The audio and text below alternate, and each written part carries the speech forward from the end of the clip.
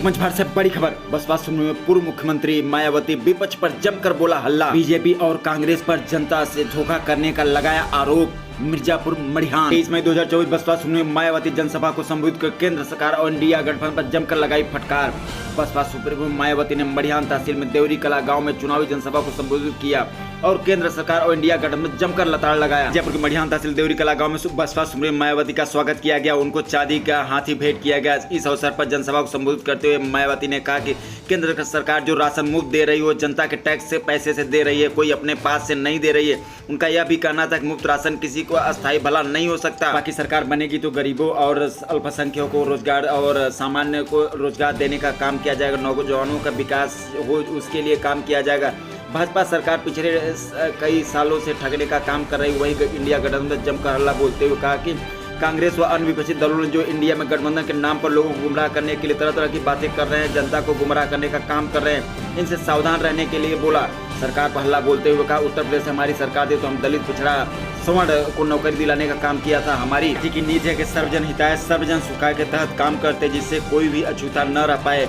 हमारी सरकार में भ्रष्टाचार बंद कर दिया गया जिससे लोगों को अमन चैन था। पिछले 10 सालों में केंद्रीय मंत्री पद पर रहते हुए भी सांसद मिर्जापुर लोकसभा जिन क्षेत्रों में पानी की मूलभूत समस्याएं हैं उनको दूर नहीं किया जा सका, न वाणिज्य मंत्री होने के बावजूद कोई उद्योग लगाया जा सका। उन्होंने मिर्जापुर लोकसभा प्रत्याशी मनीष त्रिपाठी को जिताने के लिए अपील की। वही भदोही लोकसभा प्रत्याशी हरिशंकर सिंह को और रावटसगंज सोनभद्र लोकसभा प्रत्याशी धनेश्वर गौतम को भारी मतों से जिताने की अपील की। बीजेपी और आरएसएस के लोग हमारे लोगों को, गरीब लोगों को गुमराह करके उनका वोट लेने का प्रयास करते हैं, जबकि गरीब लोगों को ये मालूम होना चाहिए इनको जो मुफ्त में राशन दिया जा रहा है बीजेपी और आरएसएस अपनी जेब से नहीं दे रही है, बल्कि देश की जनता जो केंद्र की सरकार को टैक्स देती है, टैक्स से जो पैसा आता है उस पैसे से आप लोगों को मुफ्त में राशन दिया जाता है। ये बीजेपी अब महंगाई आदि भी लगातार काफी ज्यादा बढ़ रही है। देश के हर स्तर पर फैला भ्रष्टाचार भी अभी तक खत्म नहीं हुआ है। ऐसे में अब आप लोगों को देश में हो रहे लोकसभा चुनाव में कांग्रेस बीजेपी कई सहयोगी पार्टियों को भी केंद्र की सत्ता में आने से जरूर रोकना है। जिनकी गलत नीतियों व गलत कार्य प्रणाली आदि को आप लोग काफी हद तक आजमा भी चुके हैं।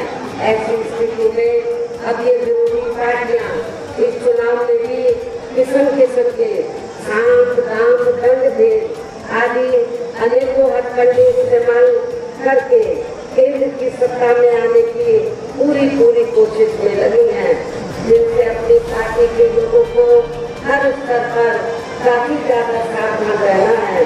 और इस मामले में विरोधी पार्टियां अपने अपने पक्ष में हवा बनाने के लिए खासकर मीडिया, ओपिनियन पोल, सर्वे आदि का जो बड़े पैमाने पर इस्तेमाल कर रही हैं, तो उनसे भी अपनी पार्टी के लोगों को बिल्कुल भी गुमराह नहीं होना है।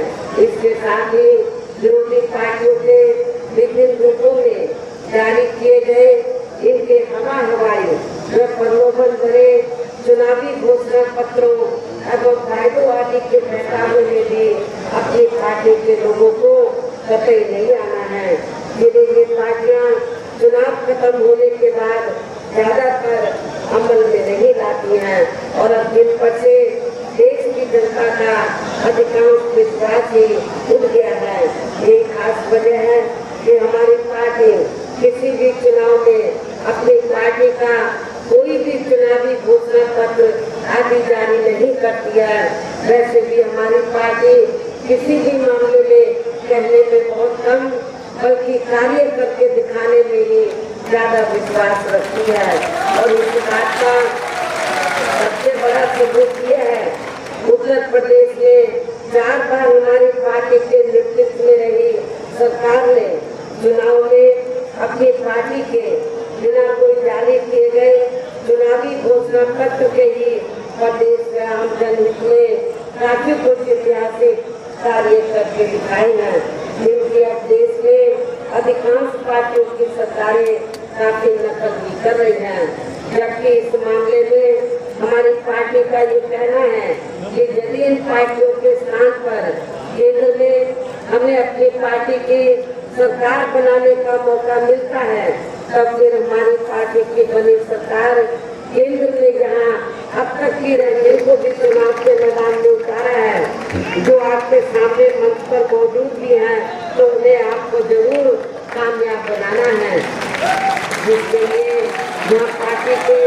सभी कर्ता दल पूरे जी जान से लगे हैं। और अब अंत में मेरा यही कहना है कि आप लोगों ने बीएसपी के अपने सभी लोकसभा उम्मीदवारों को, अर्थात हमने आपके मिर्जापुर मंडल में मिर्जापुर लोकसभा की सीट से श्री मनीष त्रिपाठी को और भदोही लोकसभा की सीट से श्री हरिशंकर सिंह उर्फ दादा चौहान को, रावतगंज सुरक्षित लोकसभा की सीट से श्री धनेश्वर गौतम एडवोकेट को हमने चुनाव के मैदान में उतारा है। मेरी आप लोगों से पुरजोर अपील है कि आप लोग बहुजन समाज पार्टी के इन सभी प्रत्याशियों को खास अपील के साथ ही हमने अपनी बात यही समाप्त करती हूँ। जय भीम, जय भारत।